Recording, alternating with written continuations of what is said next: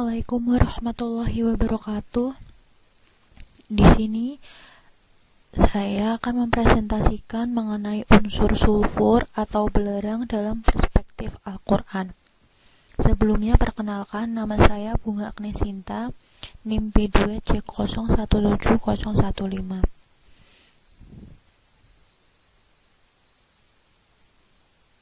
Yang pertama, Allah menciptakan manusia dengan memberikan kelebihan dan keutamaan yang tidak diberikan kepada makhluk yang lainnya.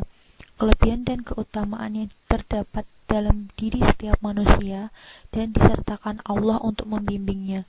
Oleh karena itu, manusia harus menggunakan sebaik-baiknya sehingga dapat menunaikan tugas dan tanggung jawab dengan sempurna. Manusia dalam Al-Quran. Tubuh makhluk hidup tersusun atas molekul-molekul yang tidak bernyawa. Bila komponen benda hidup diisolasi dan diteliti satu persatu, molekul-molekulnya sama seperti yang terdapat pada benda-benda mati. Namun demikian, organisme hidup mempunyai sifat-sifat khusus yang tidak diperlihatkan oleh kelompok benda mati. Unsur tersebut berinteraksi sedemikian rupa membentuk senyawa anorganik serta senyawa biomolekul yang lebih kompleks seperti protein, asam nukleat, vitamin, karbohidrat, dan lipid dengan proses metabolismenya sampai terjadi kombinasi-kombinasi yang unik dan rumit yang mempunyai kemampuan reproduksi sendiri sehingga menjadi suatu kehidupan.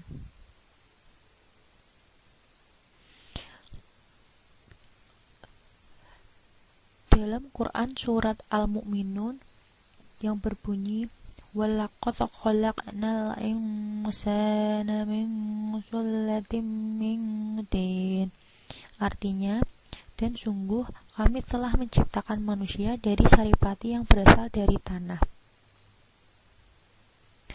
Proses dan reaksi kimia di dalam tubuh dapat terjadi pada suhu rendah secara baik dan sempurna. Reaksi kimia dalam tubuh tersebut meliputi beberapa proses, yaitu pembentukan pemecahan serta pertukaran zat yang disertai perubahan energi dan menggunakannya untuk kegiatan jasad hidup disebut metabolisme. Begitu seimbang dan sempurna tubuh manusia sebagaimana yang tersebut dalam Quran surat At-Tin ayat 4 yang artinya, sesungguhnya kami telah menciptakan manusia dalam bentuk yang sebaik-baiknya. Dalam tubuh organisme hidup berlangsung proses kimia untuk melangsungkan kehidupan yang berbeda dengan proses kimia pada umumnya. Reaksi-reaksi kimia dalam tubuh organisme bersifat khas dan dapat berlangsung pada kondisi yang tak mungkin untuk reaksi kimia di luar tubuh. Kehidupan manusia setelah meninggal. Sebagaimana manusia terdiri dari roh dan jasad berupa daging, darah dan tulang, kulit dan juga sel-sel yang tumbuh dalam diri manusia. Setelah manusia mati, yaitu jasmaninya dikubur dan hancur, sedangkan rohaninya dipindah ke dalam alam barzah. Di sini ia mendapat azab dan nikmat, hari di mana manusia dipanggil namanya untuk hisab dan menerima ganjaran, juga hari di mana saling memanggil antara ahli surga dan neraka. Dalam Quran, Yaum al-Tagabun, surga adalah nyata atau hak. Mengenai kekalnya, Al-Mu'tazilah Abu Al-Hudayl berpendapat bahwa surga adalah kekal, begitu juga penghuninya. Demikian juga pada umumnya pandangan Al-Asy'ariyah.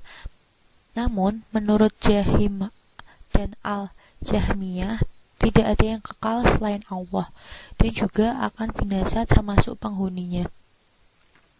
Sedangkan neraka digambarkan sebagai tempat yang penuh dengan kesengsaraan tanpa kesudahan dan pengurangan. Ia disimpulkan sebagai tempat yang penuh dengan keburukan tanpa ada sedikit pun di dalamnya kebaikan. Ada dua macam batu dalam neraka. Pertama, batu berhala yang disembah oleh orang-orang kafir sebagaimana diterangkan dalam Al-Quran. Yang Surat Al-Anbiya ayat 98 yang artinya, sungguh kamu orang kafir dan apa yang kamu sembah selain Allah adalah bahan bakar Jahannam. Kamu pasti masuk ke dalamnya.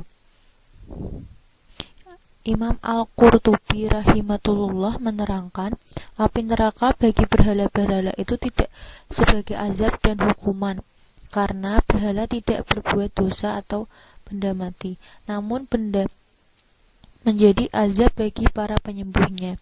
Azab pertama yang mereka rasakan saat melihat berhala itu berada di neraka, yaitu penyesalan. Tafsir Al-Qurtubi. Kedua, batu belerang atau dalam bahasa Arab disebut kibrit. Mayoritas ulama tafsir memegang pendapat ini bahwa yang dimaksud batu bahan bakar neraka adalah batu kibrit atau belerang.